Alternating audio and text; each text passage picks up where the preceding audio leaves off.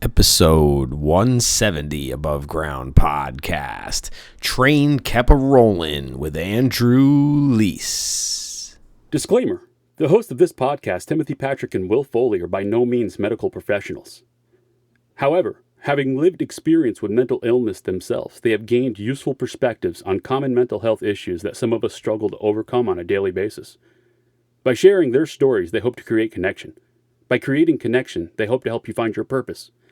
And through purpose, we can all begin to build the foundation for positive mental health. This is Above Ground Podcast. Coming at you live with real conversations about mental health from the perspective. It's time for Above Ground Podcast. Now your hosts, TPP and Will Foley. What up, everyone? How's it going? Welcome to Above Ground Podcast. Above Ground Podcast, because you can't serve below. Episode 170 coming right up. First huge thumbs up to Spitzy's Harley Davidson for having Above Ground Podcast at their bike night finale on September 8th. We thank you so much. We appreciate being there. Tim was there by himself, and he had some good conversations and was out there to be seen, man. You got to get it to everybody. And not everybody's going to want to take the information, or not everybody's even going to think that they need the information, but the people that think that they don't need it are the ones that probably need it the most. But hey, who am I to judge? Coming up September 25th is the Out of the Darkness Walk for RITA to benefit the Capital Region chapter of the American Foundation for Suicide Prevention. And Above Ground Podcast will be there with a table, and I'll be working and doing all that. And our guest this week is the treasurer from the Capital Region chapter of the American Foundation for Suicide Prevention, Andrew Leece. And Andrew is a great friend and super cool dude. He's actually a TV star, too. He was on one of those home buying shows not that long ago. I'll make sure I put it in the show notes. And I think you're going to find his story very, very beneficial, man. I'm glad that he chose to stay, and he's making the world a better place, just like we try to. So here we go, episode 170, Train Kept a Rollin'. What is up, everyone? Welcome to Above Ground Podcast. Above Ground Podcast, because you can't serve below. What's up, TPP? What's going on, buddy? What's up? We're here again, man, and this morning we have a very special one. We are joined by a friend of the show, Andrew Leece. Andrew Leece is actually the treasurer for the Capital Region chapter of the American Foundation for Suicide Prevention. He's also the co-chair for the Capital Region Walk for RITA, which is happening on Sunday, September 25th at Saratoga State Park in Saratoga. If you're in the 518, we'd love to see you. Andrew has been a friend since I've met him, and Andrew's story is one that we can all relate to, as he struggles with suicidal ideation and has had some stuff go down in his life. And Andrew, thank you so much for taking the time to do this, man. It's good to see you. I wish I got to see you other times besides, different things like this, but at least I get to see you this way. How are you doing this morning? I'm doing great. I'm glad to be here. Thanks for having me.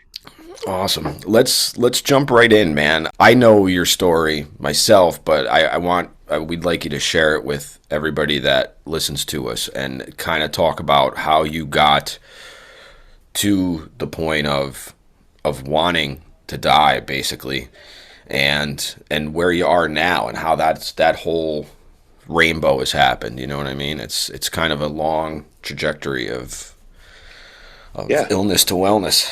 Yeah, and of course, unfortunately, the illness is always there. Of course, I've been struggling with ideation since probably middle school, late middle school, early high school. Didn't really know what it was. So kind of just thought people would be better off without me, thought the world would be better off if I wasn't in it, that kind of stuff.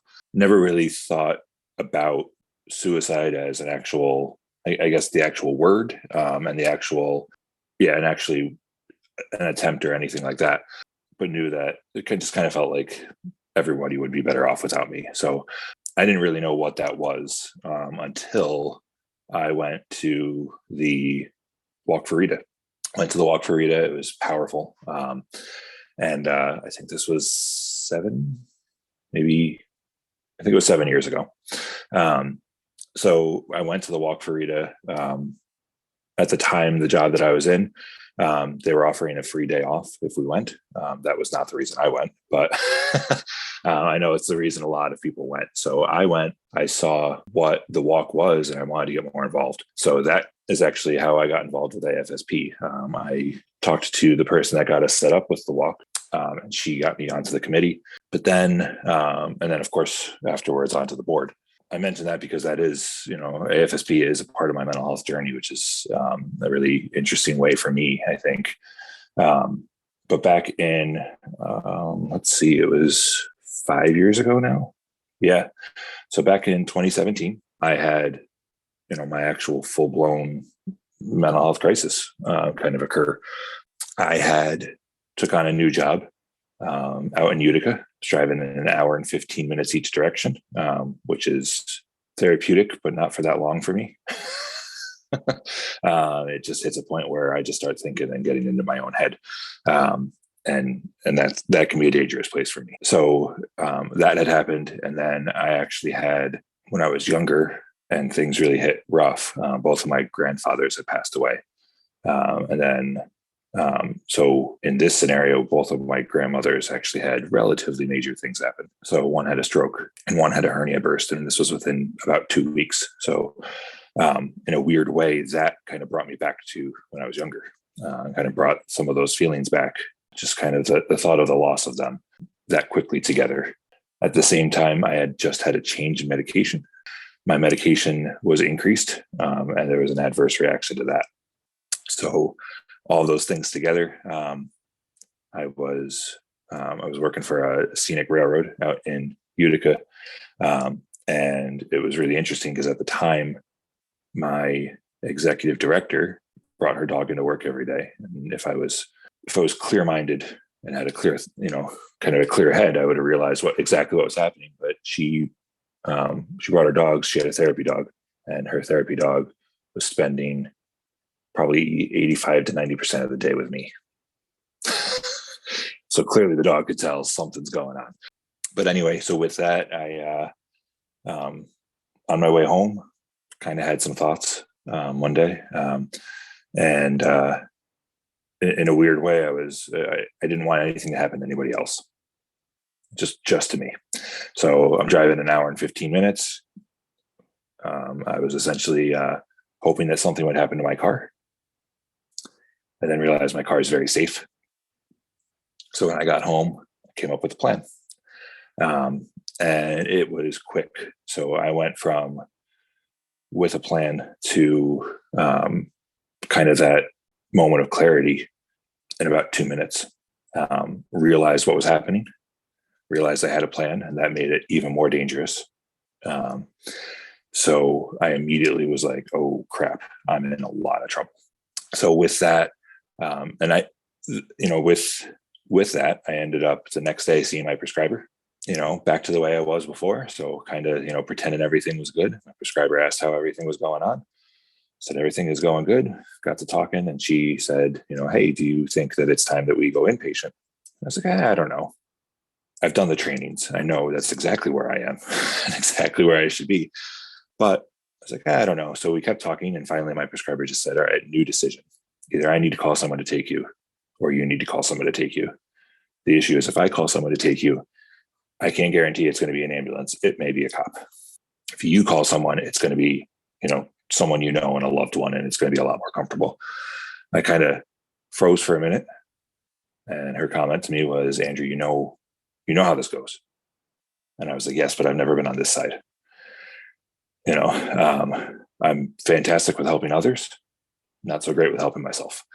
With that, I went to an emergency crisis unit. I don't know if I'm allowed to tell the place. Okay. So I went to Ellis Emergency Crisis.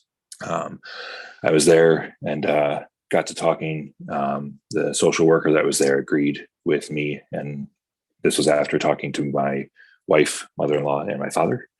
But we all agreed that Four Winds in Saratoga is actually probably the best spot for me because it's all voluntary.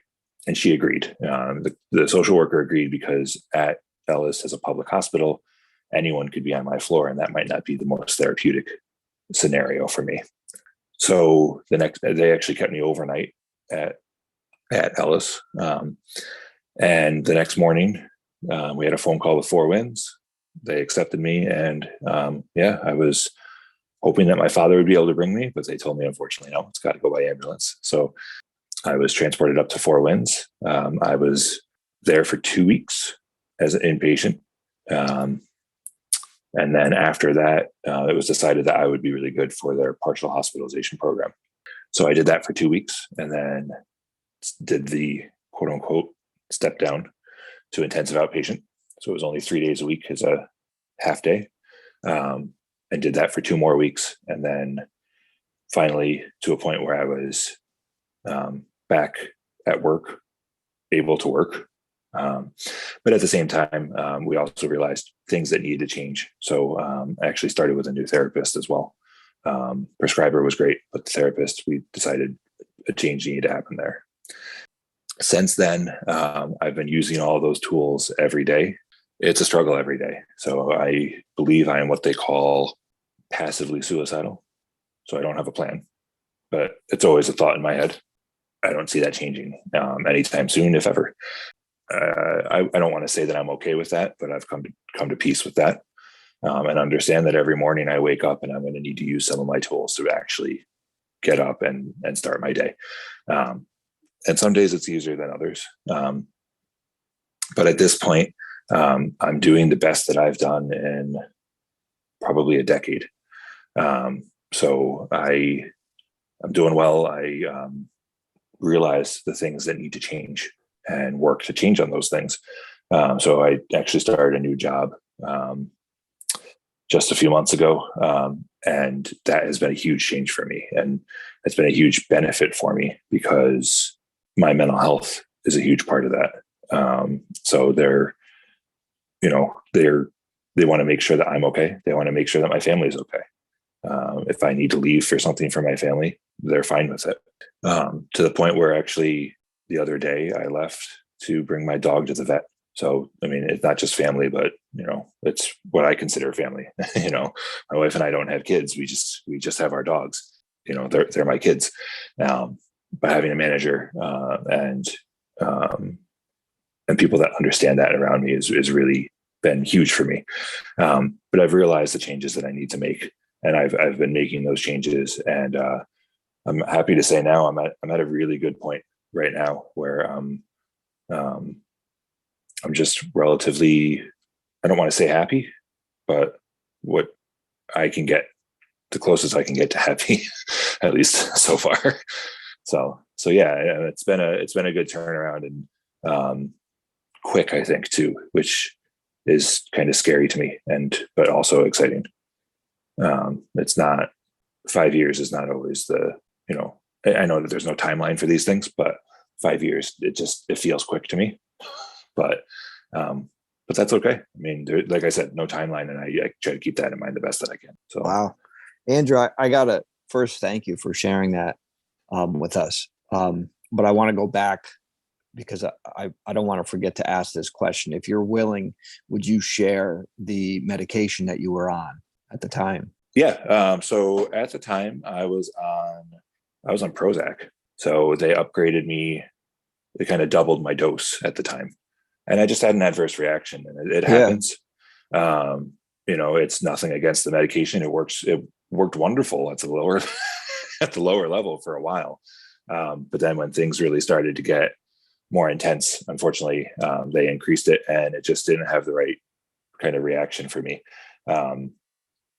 So they actually completely changed everything for me once I got to Four Winds, and really made sure that I was on the right medications for me. And that's part of the reason why, kind of staying for 2 weeks on the inpatient side was really to make sure that the medication had time to, actually the Prozac had time to get out of my system, and the new, what do I take now? I take Tegretol now. So I actually changed over to a mood stabilizer. So yeah, there's a little bit of a discussion as to what I guess my actual diagnosis is. One is just depression and anxiety. A little bit more into that is some have mentioned maybe major depressive disorder. And then the other one that I kind of find the most intriguing is bipolar 2. So the 2 is a big part on that, because that means that I get the depressive side, but I don't get the manic side. That's right. That's my diagnosis. Yeah. It went from major depressive disorder to that. And my therapist that I was working with, who actually now I have to find it, I'm just finding another therapist again. But she actually ran through it with me recently to just see if there was any change in that. And she's like, no, she's like, she's like, I can honestly say that still sticks.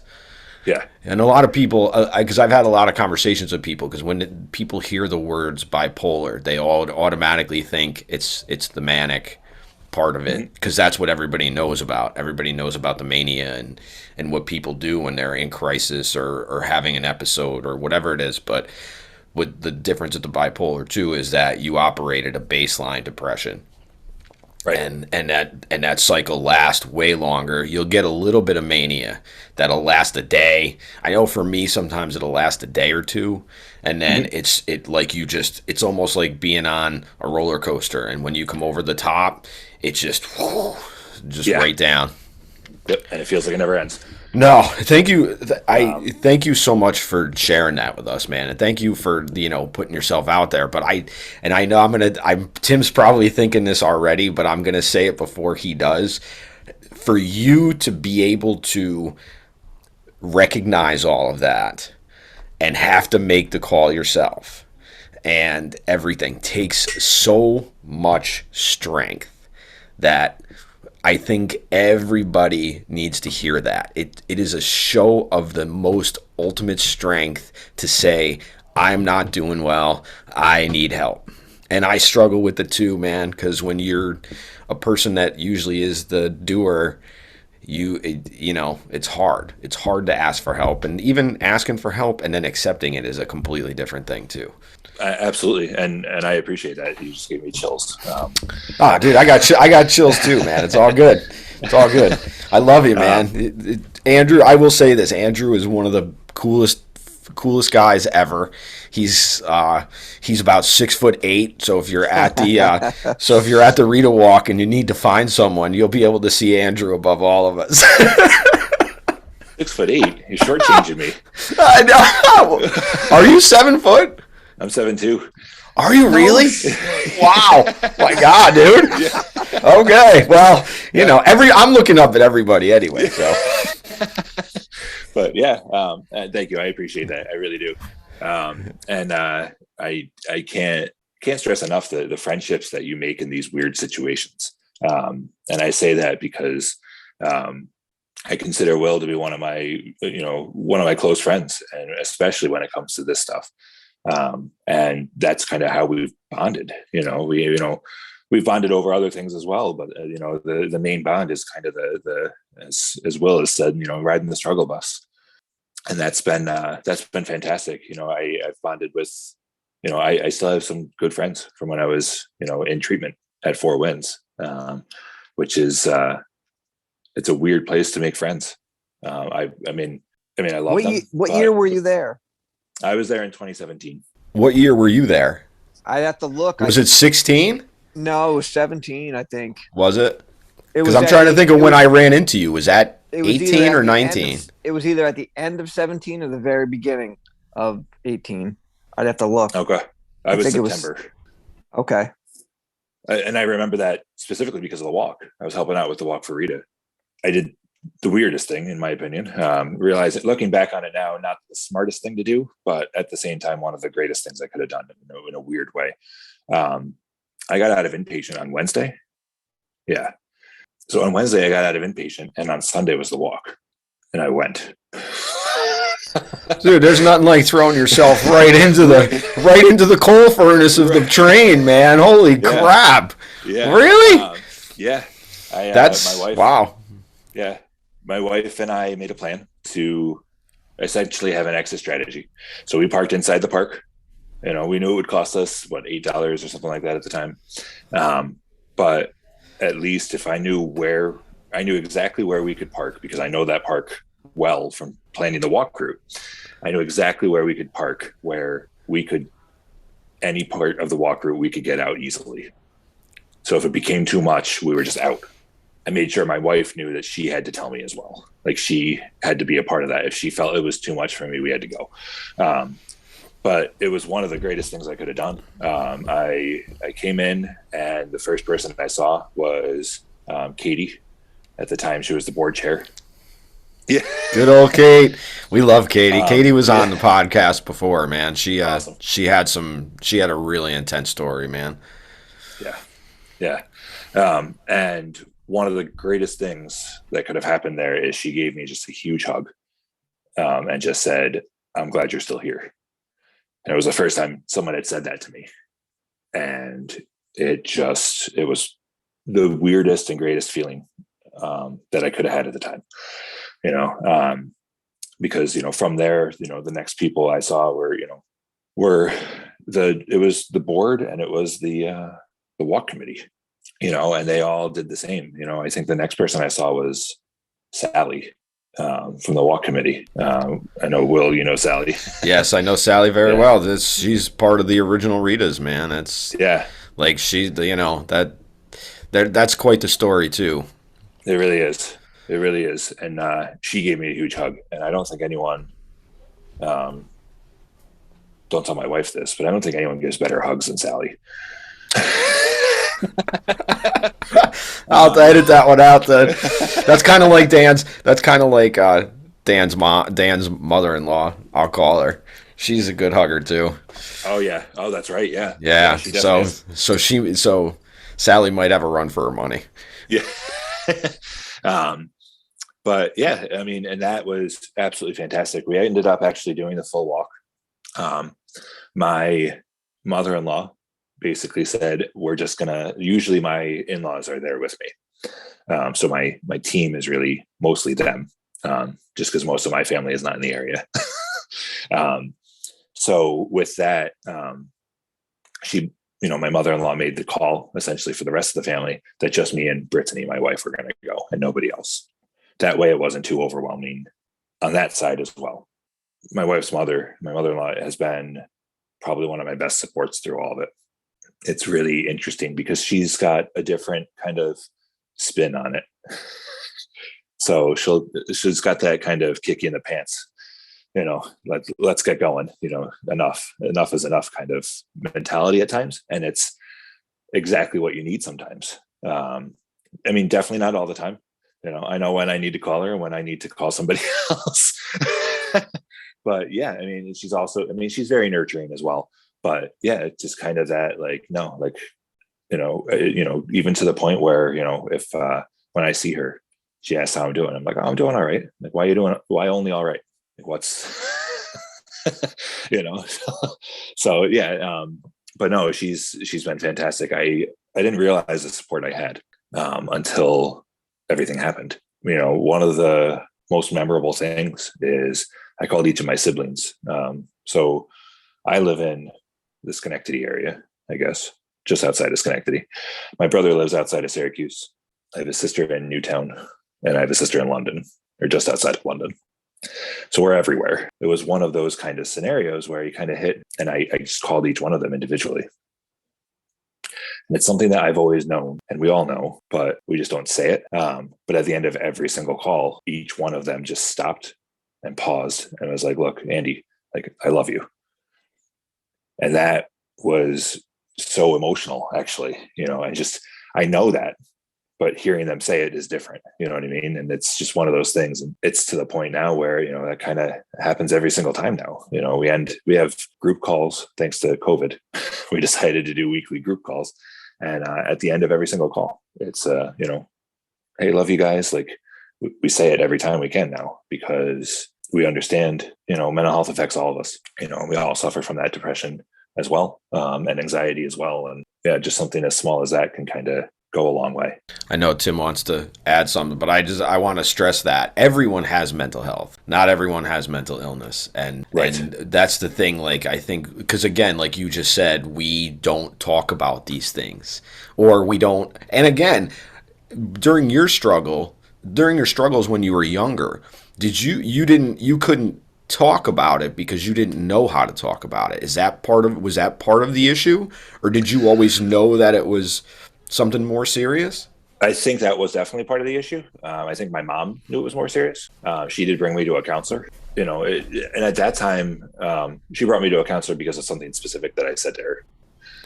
So at that time, my parents separated. So my father had moved out. Probably 2 or 3 years before that, my brother went to college. My sister actually went to college the same year, and both of my grandfathers had died.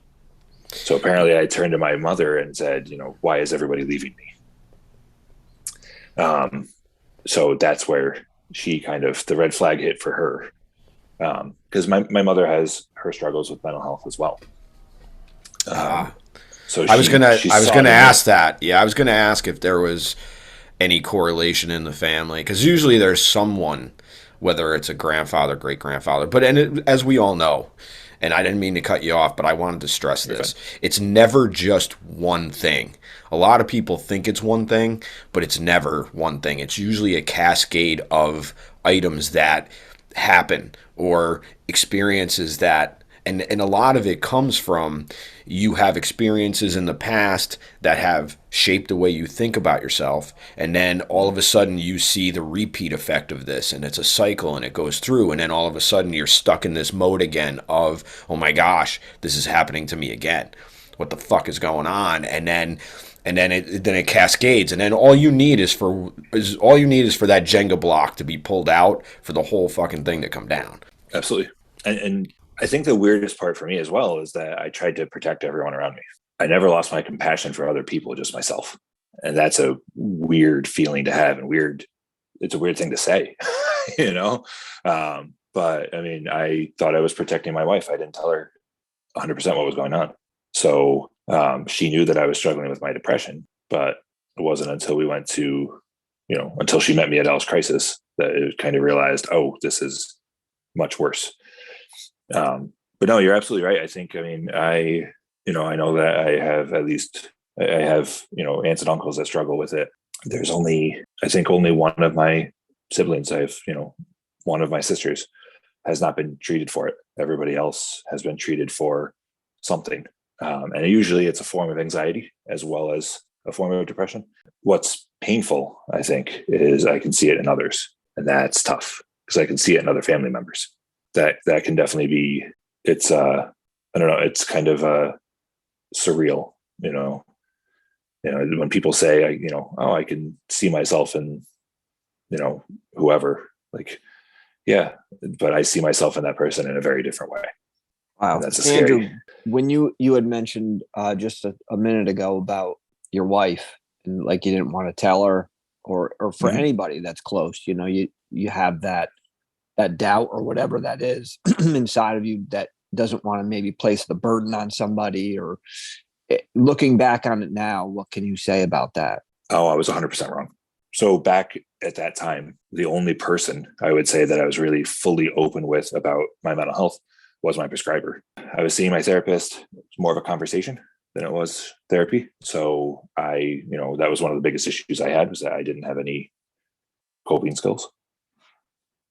At least none that worked for me, which I guess really means none. So, but no, I thought I was protecting her. And I've come a long way in realizing that I tell her everything because I have to, because she is my number one support. I could tell my dogs everything, but they can't really help as much, although they help a lot. But no, I tell her everything because she needs to know to be able to help me, because there's some things I didn't realize. I didn't realize, like, talking to her and letting her know exactly what's going on, like, she can help either herself or getting other people involved. I don't need to go into a full blown crisis to get help. It's better to get help before then. I don't think I ever really fully realized that. Yeah, generally when you're in full blown crisis, you've already passed the red line generally in that. Right. And I think, at least for myself, I don't necessarily know if it's easy to recognize all the time because you're so, like you said, like you get caught in your day to day cycle of life. You know what I mean? But when you're left alone with your own thoughts, that's when reality really smacks you upside the head. Yeah, definitely. And that's, I mean, that's the biggest thing for me. I'm a big, and I still have to work on this. I'm a big negative self-talker. To the point where we had these sheets inside the partial hospitalization and IOP programs where, you know, we got to write down something about like where we were on certain things, and all these different things were on there. And one of them was addiction. And I put that down as an addiction. Oh, addiction to negative self-talk. Yeah. That's unique, man. You just blew my mind on that one because I hadn't thought about that actually. Yeah. Because for me, you know, realizing that that the negative self-talk is happening, I didn't switch to positive. I just drilled down on it, and I did it all the time. I did it every day, all the time. So yeah, I finally I reached, you know, I got to a point where I said to one of the therapists there, can I put something unconventional? They're like, yeah, what are you thinking? And I was like, negative self-talk. And they were like, yes, I think that's a good way to put it for you, because I just drilled down on it until I was in a complete spiral. So it's still a struggle for me not to do that, you know, to really change that mind frame and change that talk into something positive. And yeah, it was an interesting way to put it, but for me, it was the right way to put it, you know, because I almost looked for the negative self-talk so I could drill down on it. I know Tim was having a thought but I don't know if I'm going to jump over him with this one, because we're all about tips, tools, and what we can add to everybody's toolbox or bat utility belt, as we like to say, because I'm a really big Batman fan. But because you talked about not having any tools. So what was the first tool, or what is the most beneficial tool for you to recognize stuff? Recognize stuff. I don't know. In all honesty, whatever that tool is that helps you get through the day. The tool that helps, the one that helps me the most is, I'm trying to think of which one it's called now, but essentially it's not distraction, but it's, I'm trying to remember what they call it, building. Now, are you talking DBT skill? I'm talking DBT skill, yeah. Distress tolerance? No, this one was building mastery, I think is what it's called. So okay. The thing that helps me the most is it's a little bit of distraction and a little bit of building mastery. And it's two things that helps me the most. I do model railroading because, of course, I'm 7'2", so why wouldn't I play with tiny trains? Of course.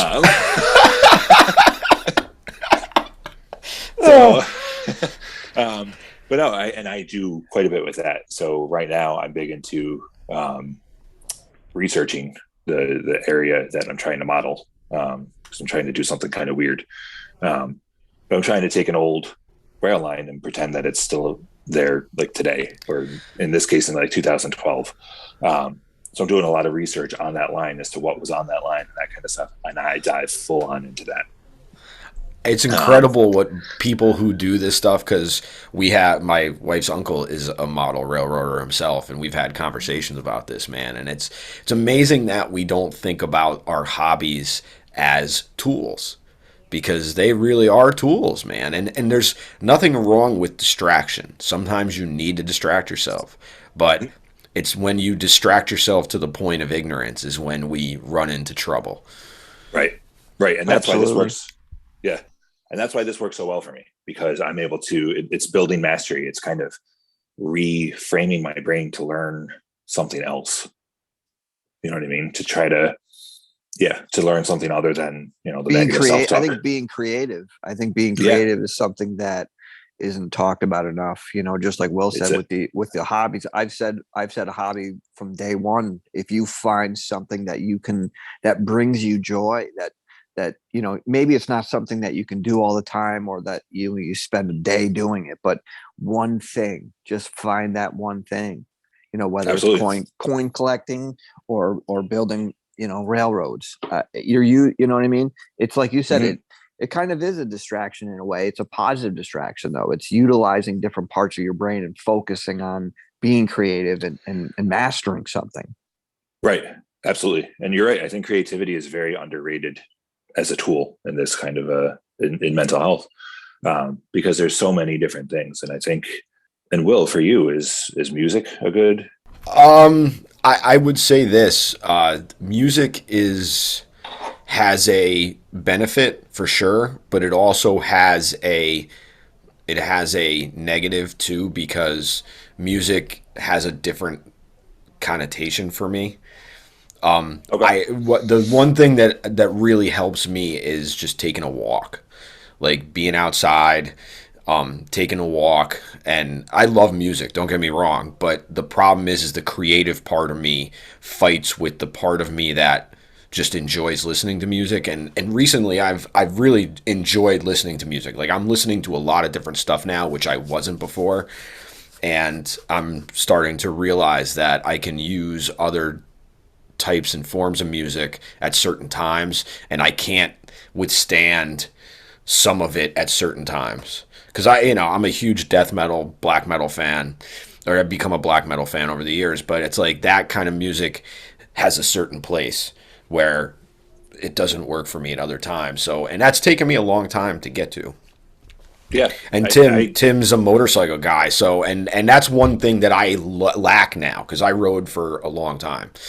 And we were talking about this the other day, and I kind of think that part of led to some of my issues also, because back in the time when I was riding, I didn't have a lot of these issues, because I was able to just get out, blow off steam, hit a throttle, and just go and be out. And because you're not watching a TV screen, you're not watching through the glass, you're in it, and you can smell it and taste it. And there's a little bit of danger in there, obviously, a lot more danger now in 2022 when you watch people driving on the fucking road. We all need a positive thing, but the biggest part of, I think, what helps you is that creative part. And Tim was saying it, because I've learned this as a peer, that the creative part of it and art therapy is very, very beneficial to a lot of people.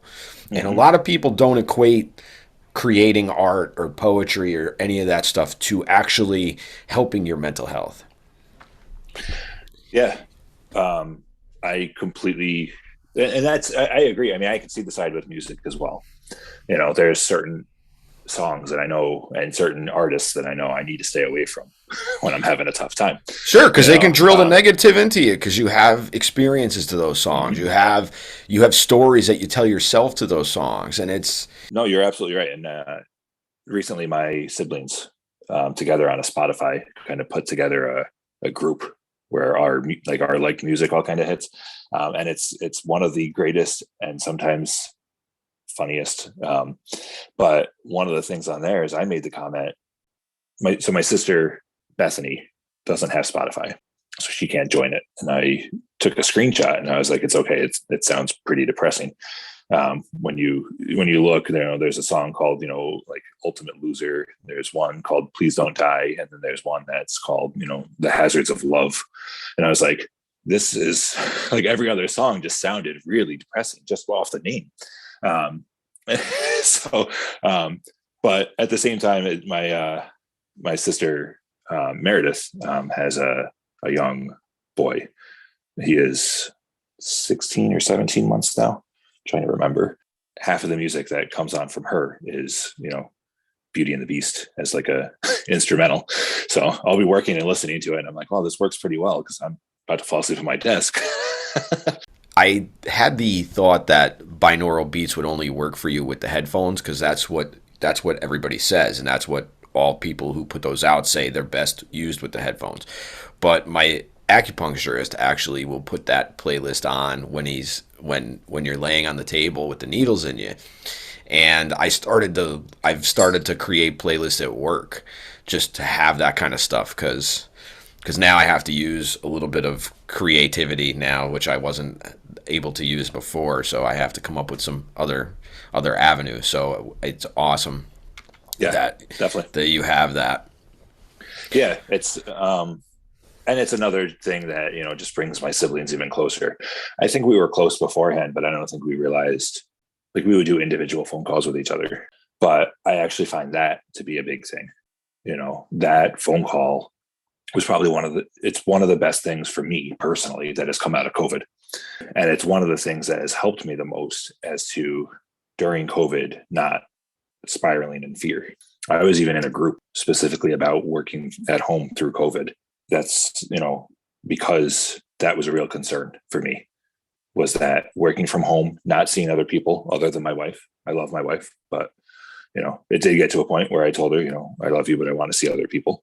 Not in that way. Just, I want to physically see someone, I just, because it was, for months, it was the two of us and the dogs. The dogs are great when it comes to a conversation, because they never talk back. But it all depends on the conversation you're having, though. But no, like I think like that group was huge for me, because anxiety is up enough. You know what I mean? I have a baseline anxiety, of course. Being diagnosed with anxiety, of course, I have one. But that baseline anxiety went up. There was a difference there that we kind of saw in that group, to kind of head in a slightly different direction than where I was. In that group, we realized that everyone's baseline anxiety went up. So if you were not diagnosed with an anxiety disorder, anxiety is still there, because it's supposed to be. It's supposed to be that fight or flight kind of, I'm in danger, something's wrong. So for a lot of people, I think they were experiencing that feeling for the first time. Maybe not for the first time. Maybe the ability to recognize it for the first time. I think having it daily for the first time. Like, okay. It's not the specific situation. Every single minute of every single day, I'm kind of scared, because this COVID thing is terrifying, especially at the beginning. Yeah, of course, because we don't know. And I think, and this is the one shared experience that we've all gone through. Like, we've not had a shared experience this way in many, many years. Andrew, no. It seems like that support has been huge for you, and you've actually talked quite a bit about it. Like, laterally, I guess you could say. What, for you personally, what does support look like? What would be a good definition of support? A good definition of support, for me, it has to be fluid. And it's a weird way to say that, but you have to understand that at certain times of certain whatever, anyone can kind of change where they are in regards to your support structure. And this is something that I haven't talked about a lot, but I will say here. So when I was younger, when my father moved out, I don't think he really knew how to be a father in that scenario, because everyone knew it was his decision. So with that, I had to make the effort to say, hey, once a week, we're going to have dinner together, which at the time I was like, this is weird. Like, I shouldn't be the adult in this situation. Looking back on it now, I see it's because he didn't really know. I don't think he really knew what to do in that situation. I was very close with my mom. I was still close with my dad, but when it came to support and that kind of stuff, my mom definitely would have been probably number 2 on the list. My wife is number 1, hands down, all the time. And the reason for that is, because we are with each other every day. We both actually suffer from anxiety and depression, so we can see it in each other as well as ourselves. And yeah, like, she's the person that I shouldn't say I have chosen, but we have chosen to go through life together, so, there are times where I realize I need to head to, like she's having a tough time as well right now. Maybe I need to head to the next person just to be, but for me, yeah. So she's always number 1, but number 2 used to be my mom. My mom moved away to Texas, and our relationship had changed. And with that, I didn't realize how much it had changed until I went inpatient. And the person that was there for me all the time was my dad. So, I think before going into inpatient, it would have been my wife and then my mom. And then it would have been my siblings. And I don't really know what order that would have been in. And then it would have been my dad. But my mom and my dad switched when I went inpatient. So it's got to be fluid. I understand what you're saying by that, because you can't always count on individual one or two. You have to have other supports, which sometimes is hard for people. It's hard for people to put one support together, let alone have a succession of supports. One of the big things there was when I was inpatient. So my dad brought me from the doctor to Ellis. He followed the ambulance from Ellis to Fort Winds. You know, he was there for the entire intake process, you know, and then from there on out, there was only one day I didn't see him. And that's because he had to bring my work laptop to Utica. Otherwise, he was there every single day. And he coordinated with my wife, who it was a little much for her. So she did every other day. She came with her mom every other day. And I completely 100% understand, because she has to make sure that she stays safe as well. Absolutely. But yeah, I think it was weird because we got to the point of the support plan. And at the time I was like, I feel like I need to put my mom on it. And the therapist said, why? This is for you, not for her. That was the biggest moment for me, I think, when it comes to support, like realizing everyone's support plan is different and it needs to be for you. It can't be, you know, no matter how compassionate you are about other people and how much you don't want to hurt other people's feelings. First of all, who's going to see your support plan? Nobody. Just Exactly. you. Just you and your your team. That's it. Your care team and you. So the tough thing there, though, was the rest of my family was on it. So, but you know, it that has changed since then. You know what I mean? I was going to ask you, is that relationship healed? Yeah, it's healed a bit. I don't know. I mean, I don't think it'll ever go back to how it was, that's just how relationships are. You know what I mean? Yeah, you start to realize that with relationships, man. They can never go back to what you first envisioned. Right. But sometimes that's okay. So, and I say that because the relationship with my dad, coming to the realization that, like, you know, as I get older, realizing he didn't really know what to do. You know, that's why I had to be the one to reach out, because he didn't know I don't think he knew if I really wanted him to be reaching out to me or not, because he was the one that left, which, I mean, looking back on it, I could see that at the time. I was like, what do you mean? You're my dad. Of course I do. Like, but you know, he didn't know that. And he wasn't in a place to ask either, you know what I mean? To check and see. Now it's much different because I feel, you know, of course, now that I'm in my 30s, especially, like, is he my dad? Yeah. But your relationship with your parents changes to the point where, like, he's my dad, but he's more of a friend than he's a parent. You know what I mean? Absolutely. Yeah. I'm still fairly close to my dad, even though I don't reach out to him as much, because as we know, man, relationships are complicated, and you know, it is what it is. It's got to be the right time for you. It is. And I've realized through all the therapy and like just talking to people and Tim and me, I've realized that I am a big part of that problem also, that I withdraw from people a lot because it's just, sometimes it's just easier, but you don't realize that, you know, affects everything else either. And I'm trying to get better at that. I'm trying to get better at it, but it's still hard. Well, and that's the other thing, is that it's like I said, with the negative self-talk, it becomes a habit. With that, like, you know, the fact that you're working on that is fantastic, you know, and who knows how long it'll take time. But understanding that, you know, you're right, withdrawing from someone can definitely be easier, but like you said, not always healthier. Good luck with it, you know. Hey, thanks, man. Well, you know, we're doing all right. It's, you know, as we know, man, life is, you know, as a railroad, man.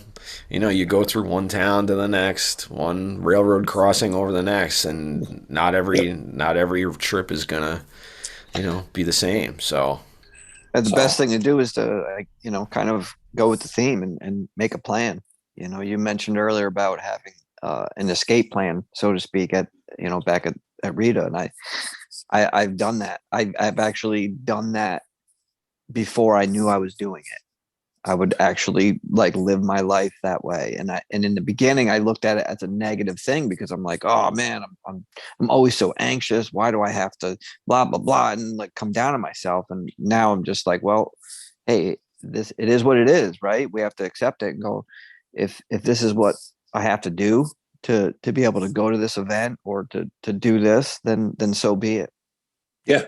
And that's the biggest thing is, you're right. I think the biggest thing that I actually found through all of my treatment is putting words to things. You know what I mean? Realizing what something is and putting a name to it can help a lot. We talked about this a long time ago during when we were doing the beginning episodes of this podcast, and that has been the biggest benefit for me.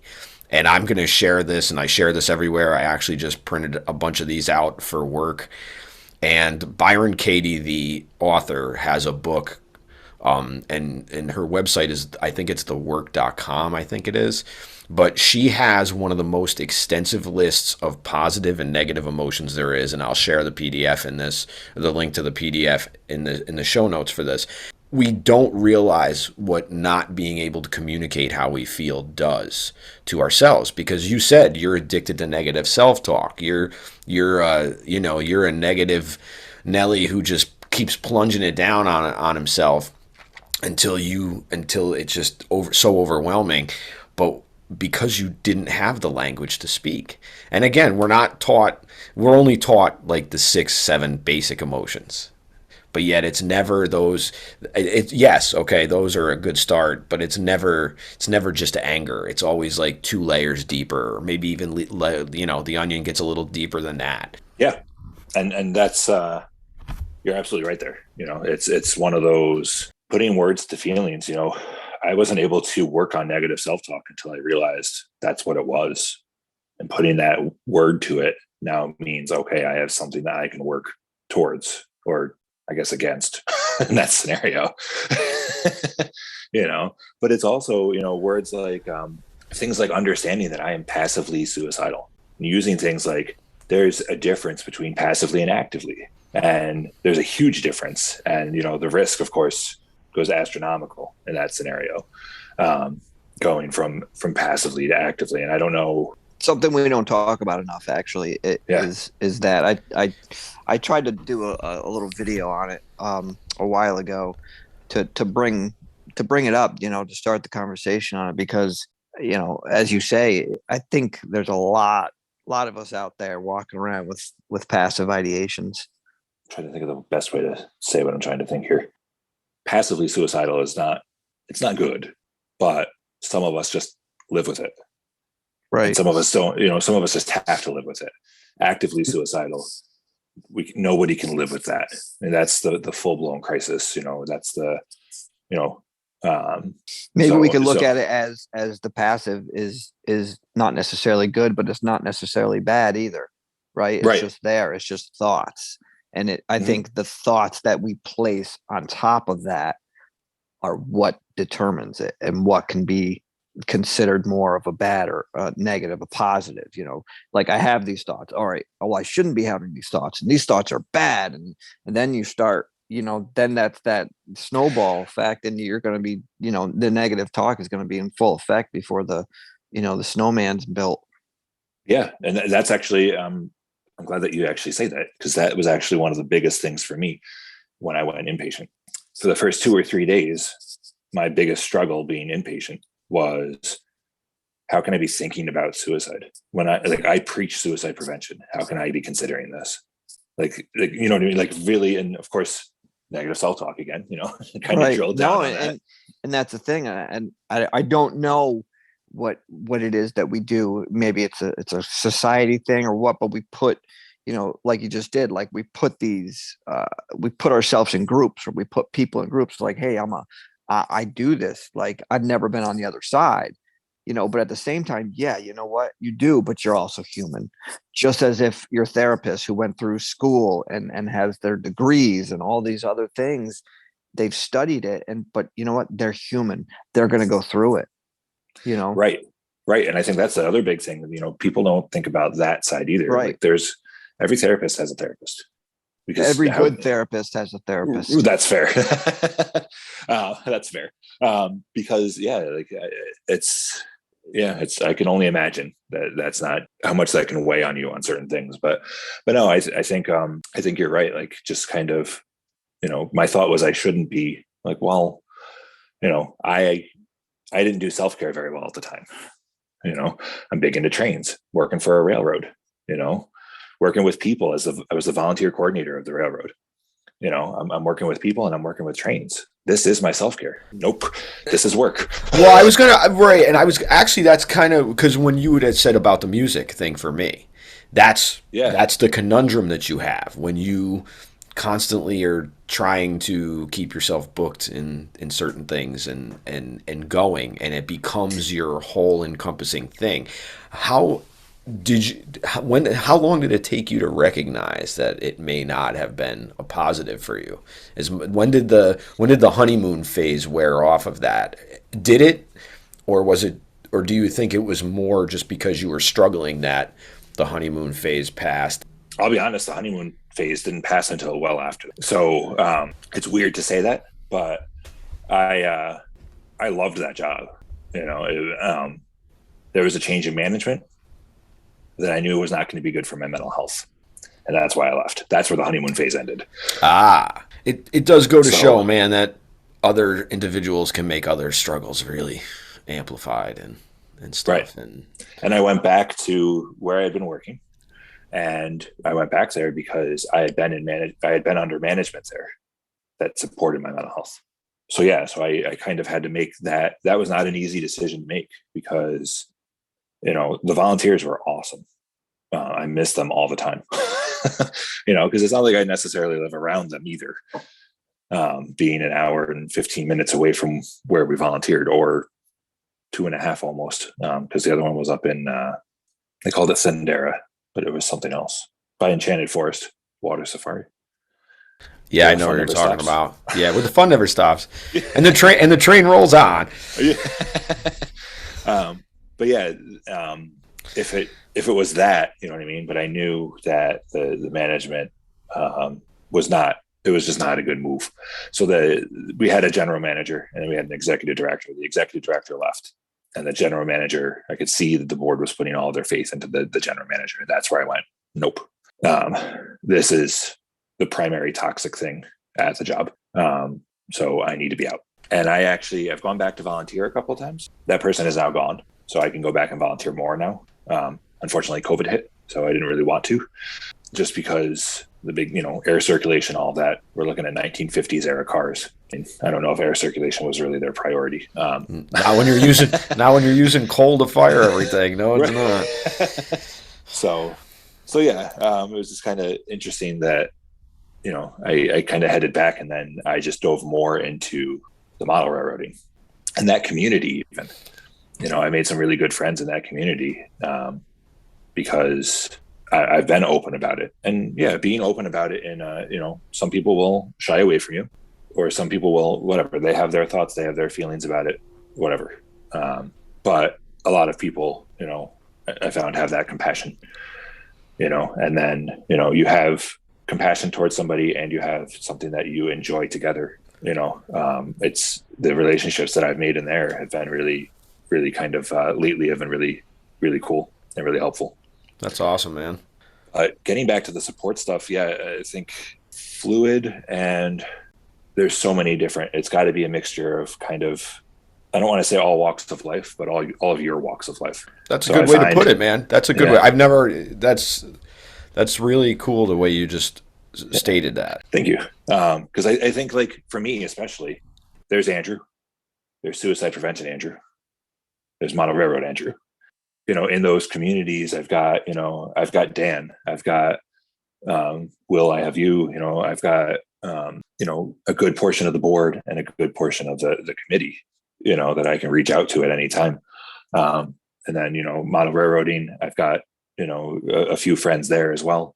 And then, just regular everyday life Andy, I've got my mother-in-law, my father, my brother and sisters, my sister-in-law, weird support like that people don't think of. My dogs. That's a big, huge thing, man. Animals. Yeah. I have my little guy, Stuart. We've had him now for 4 years, and he's a little ball of anxiety at times, but he also can tell when I have anxiety. So it's really interesting to see, there's times where he comes over to me because he's got anxiety. And then the other times he'll come over to me and he lays across my chest. And that's, he's 25 pounds. Wow. Yeah. So he's like a little weighted blanket. Yeah, absolutely. That's awesome. That's awesome. But he can tell when my anxiety is up as well. And he's my buddy. That's awesome. Yeah. Timmy, do you have anything else before we circle back around and finish up? I do not. Just, thank you, Andrew. This has been a really amazing conversation.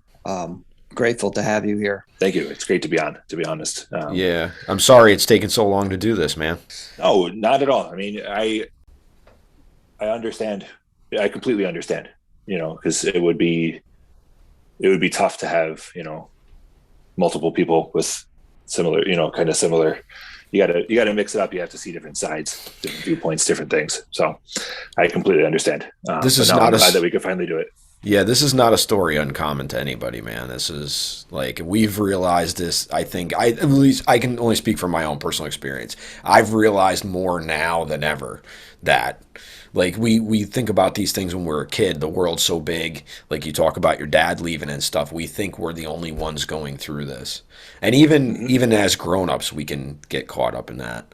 And it's hard not to, because basically when you're supposed to be quote unquote grown up, you have your own thing, and then your circle becomes smaller, and oftentimes because you're not hanging out on the weekends all the time because you got to mow the lawn, you got to do all this other stuff.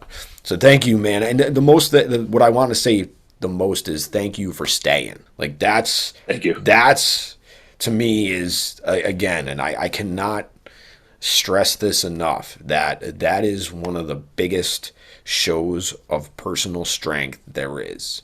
So thank you. I appreciate that. And you're absolutely right. You're absolutely right on that. I know people will claim that there's a weakness there, but I'm with you. I completely agree. I disagree with that. I think it's a show of strength to be able to work on it. Everyone needs to hear that they matter. And there's nothing, I don't think there's anything more important than hearing that and having that support to tell you that. Awesome, man. Thank you so much for sharing your story. We're going to wrap up with what I've sort of deemed our lightning round, even though it's not really supposed to be fast or anything, but I'm going to let Timmy ask you the first question. Andrew, do you have a favorite or a least favorite word? One of my least favorite is commit. And that's because of the work I do with AFSP. 9 times out of 10, when you hear that word, it is involved with suicide, and that just makes it sound like it's a crime, or that they did something that was bad. They committed an offense. I think things have gotten better there, going from committing to more of a died by suicide. You die by cancer. You die by all kinds of different heart disease. You die by all these different things. You die by suicide. I don't know. I guess a favorite word is trains. I love it. Well, and I will say this, like, when you talk about that, like when we talk about the things that really matter, we light up. And you light up when you talk about trains, just like a locomotive crossing, man. It's just like, it's awesome. Yeah. Thank you.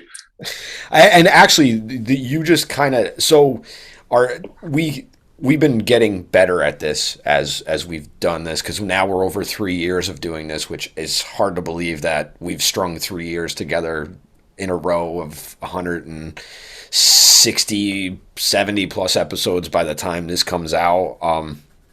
And I used to ask about animals all the time, but I've kind of decided that life is like jazz, so why not improvise if something hits you? So you kind of led right into it with your favorite word being trains. What is something that have trains taught you anything about your own mental health? I don't know if trains have, but model railroading has. And yeah, I'm sorry. I should have stressed that. But because the thing is most people like my granddad worked on the railroad. Right. He was in Mechanicville. He worked on the railroad. I believe he shoveled the coal into the engine. I think or he may have been a mechanic. I'm not sure. I can't remember. But people who have a deep affinity for trains have it a lot of times as a nostalgia thing, or they had a family member. So what has model railroading taught you about your mental health? Patience. You have to be patient. It's a work in progress. And the interesting thing is, one of the big things in the model railroading community, especially when it comes to a layout, people always say that a layout is never finished. Neither is your work on yourself. Ah, I love it, dude. That was, dude, you just dropped the mic right there.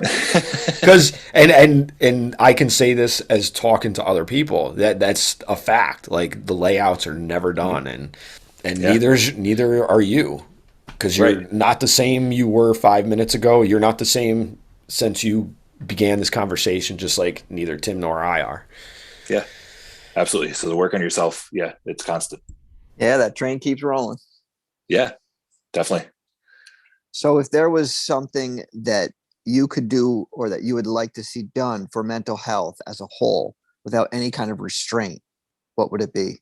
Only one thing? I'm just kidding.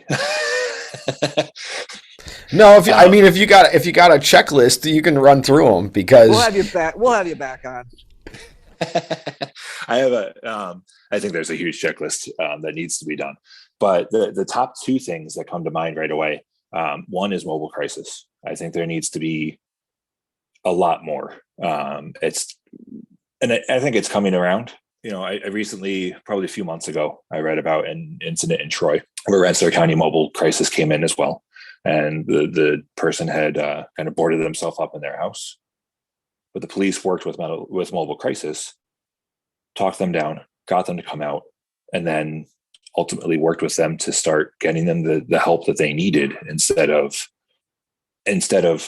not having that. And the police have enough on their plate, so no matter how you look at it. So having mobile crisis versus the police having to learn how to talk about mental health and get those conversations going to start bringing somebody kind of, you can de-escalate a situation, yes, but de-escalating that person is in a mental health crisis is different. So not just that more counties, I think, need it. I think everyone needs it. I know, Rensselaer County, they said in that article that, they have one mobile crisis. So yeah, I can tell you this now because I'm doing these things, and I do have a list of phone numbers for crisis units for all the 9 counties that I'm involved in. However, some of these services are not available 24/7, and there is only one team. And I can concur about Troy. And I had a similar situation with my mom back in 2020, I think it was at this point. And I had exhausted all my resources, and every part of the system came together in one day. And it was very overwhelming at times. And again, I don't personally feel that the police are the first line of anything for mental health. It's not. It's because it creates another sense of tension oftentimes. But I also understand, and again, I don't want to leave it at their doorstep. We need trained professionals, but that's a whole discussion for another thing, as what a trained professional is and how many there are. Yeah, and I think that's the thing. Because something happens in Troy, but what if something happens in Rensselaer, in the city of Rensselaer? Mobile crisis is in Troy, and now. Who knows? So I think having, and I don't even know if it's the county, but maybe the different local municipalities is probably the better way. Multiple ones, so that way it would be available. So have the county have one, but also have like the city of Troy, Rensselaer, East Greenbush, all those have one as well. And then the county can act as almost like a backup. As we all know, it comes down to money. Oh, absolutely. And then there's a whole other part of it that we've had discussions with professionals about when it comes to insurance and what can be paid for. And a lot of people, unfortunately, that utilize mobile crisis centers or systems are on Medicaid, and Medicaid doesn't reimburse a lot of professionals for certain things when it comes to mental health. So, or at least in certain states, and I'm just learning about this part of it myself to see what's here and there, but that's a whole other thing. Right. Yeah. It's never for what it should be. Right. The second thing I think is I think there needs to be more emphasis on the other outpatient services other than just therapy and medication management. I think partial hospitalization and IOP, having more of those available and understanding what they are. Again, with the whole language thing. And IOP is intensive outpatient. Right. Right. And PHP is the partial hospitalization program. I worked in behavioral health insurance for a while, so I go right to the 3-letter ones a lot of times. But something that, and I think it's language as well, because even working in the insurance industry, everyone's calling them a step down program, but it doesn't need to be a step down program. Like, we can use those and utilize those before the crisis hits, instead of waiting for the full-blown crisis to happen and hope that an attempt is not made, or at least not completed. Because that's another word actually that I don't always like. In that, I guess it's more of a phrase, because people refer to it as successful. Like, yeah, there's nothing successful about that. But no, like, utilizing those and understanding that you can use those before the full-blown crisis hits. And after too, I think that's important, which Will and I have both talked about on numerous occasions, that I think there's a critical space, we'll call it, that, lies when you say, if you were in some crisis or more of a hospital setting, in between the time when you get out, and then maybe if you need to go into a partial hospitalization program or something, there's that space that, hey, you're on a 5-week waiting list. I mean, there should be some kind of a something like a community center or some kind of thing. I don't know what that thing is or what it looks like, but something. Right. And that's why I think we need more of them as well. I think we need more partial PHP and IOP programs. I just want to add something while we're talking about this, because a lot of people don't realize this, that actually one of the most dangerous times for someone in that position is the immediate following of a hospitalization. Within that first week or two, a lot of people, and that's probably stretching it a week or two, but there's a very dangerous part when somebody comes out of hospitalization but does not have any supports or has to fight for supports, that actually puts people in more danger if they are actively thinking about it. Right. And I can completely understand on that. I was very lucky because I came out of inpatient on Wednesday. I started partial hospitalization on Thursday. However, my dad's first thought was, let's go grab a cup of coffee before when he picked me up from inpatient. So we went to Uncommon Grounds, and I love Uncommon Grounds. I really do. But we went at lunchtime in Saratoga. There's a lot of people there. And luckily, but you're right. Like, if I didn't have that support, that would have been overwhelming, and I don't know. You know what I mean? However, my dad was there, and he just looked at me, and I was just kind of like, just completely just staring into space. He's like, "Are you okay?" I'm like, "Not really." He's like, "Okay, good thing I got to go, Cups. Let's go." So even just that short amount of time, how overwhelming it is, because you go from your little bubble to the real world. And that's a big difference there. So I can completely understand if I didn't have, like you said, the support, and if I wasn't going into partial hospitalization the next day, I can understand how that definitely could be a very dangerous time. Absolutely. And it's awesome that your dad recognized that too.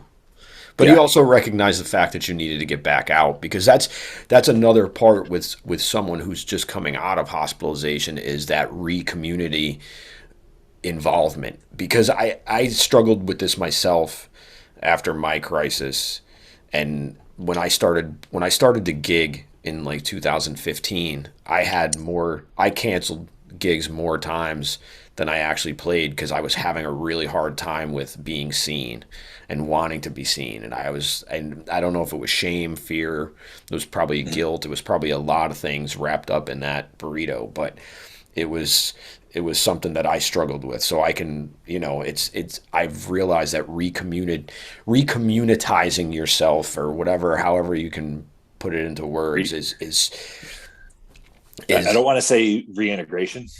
Well, there is some integration. I think that there is some reintegration to it because we can, again, like you said, and this is a big thing.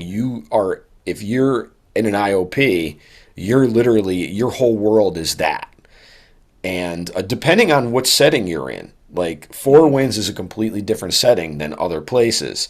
And I will say this, there's a big difference in that. Mm-hmm. And there's a big difference in what you feel like coming out of that compared to some other programs. Right. And I think reintegration by definition is the right word there. But I feel like it's the same thing as commit. You think of reintegration and you think of someone, a lot of people will think of someone, coming out of prison or coming out of jail, and and then they'll equate it with recidivism or something like. And again, it is really in how we talk about it.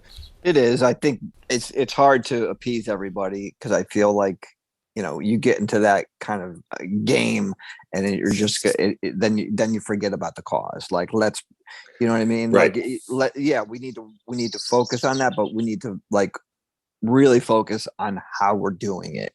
Doing what we're doing as opposed to, because like what Will said with the whole integrating after, like when I got out, like it was so weird because it wasn't like I was there 24/7, but when I was like, okay, well, this is it. I'm leaving. I'm not coming back to this place tomorrow.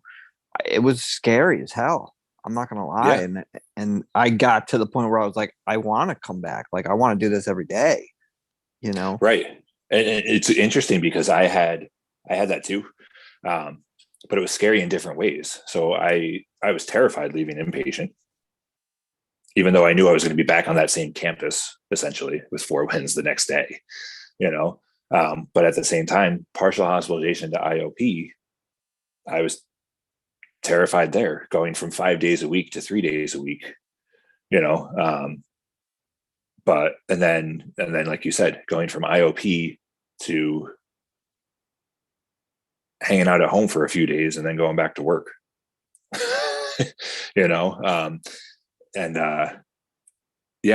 think there's but transition, we'll call it a transition. Transition is good. I like that.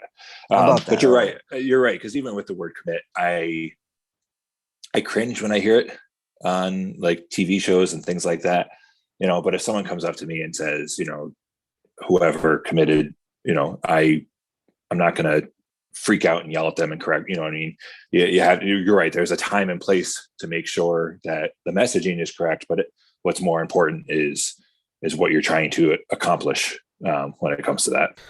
Timmy, I want to thank Andrew again for being on. Andrew has been a really like a lighthouse, man. He's tall like a lighthouse, so for one, so you can always find him. But Andrew is one of the most gentle people I've ever met, and he's got the patience, obviously, that he's developed from his model railroading, and it's amazing that our hobbies are just reflections and what we can put into our hobbies and reflect on, man. And so we want to thank Andrew for being here, man. I'm going to put everything up in show notes as far as stuff for RITA. I'm going to include the list of the positive and negative emotions, and I'm going to also include some information about Four Winds and stuff like that, because Four Winds is a program that's here in the 518. That is everybody that comes through that program. And Tim is a living example of this. And so are other people that we have in our circle, that these programs like Four Winds should be a model for everything. And props to them and everything. So it was awesome.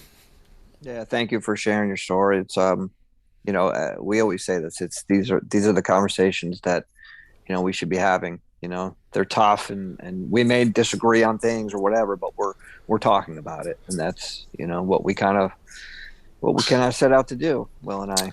Absolutely, man. So until next week, get well, be safe, stay above. Thank you for giving us a listen. New episodes every Wednesday. If you listen on Apple Podcasts, you can share, rate, review, and even subscribe so you'll never miss an episode. Other ways to support the show: follow us on social media, share the content, share our episodes. You can also buy us a coffee at buymeacoffee.com/abovegroundpod. For further concerns, show ideas, or just to say hi, you can email us at abovegroundpodcast@gmail.com. Once again, thank you for listening and supporting mental health. Keep the conversation going and stay above.